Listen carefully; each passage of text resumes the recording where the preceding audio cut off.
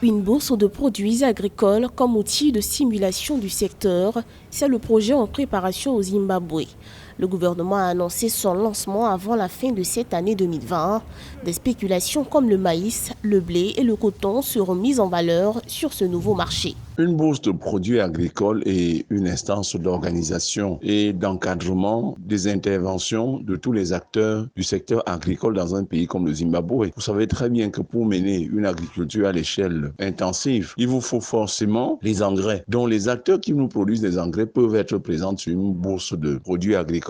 Il nous faut également la terre. Donc tout ce qui planifie la mise à disposition des terres, le plan d'occupation des terres, l'aménagement des terrains urbains et ruraux devraient être également des acteurs de cette bourse-là. Mais la bourse sera pleinement opérationnelle en 2021 et assurera aux producteurs des prix équitables selon le ministère des Finances. Auparavant, le monopole de l'achat-vente était détenu par l'Office de commercialisation des céréales qui fixait les tarifs de livraison des produits agricoles au détriment des exploitants.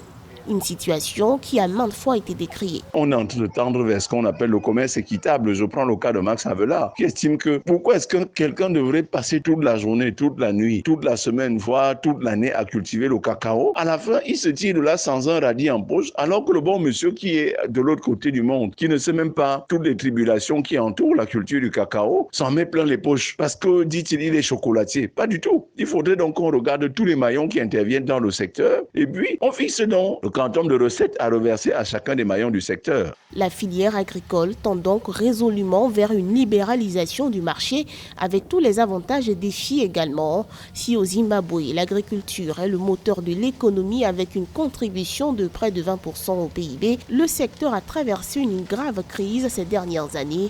Fin 2019, le gouvernement avait même déclaré l'état d'urgence alimentaire suite à des pics de sécheresse inquiétants.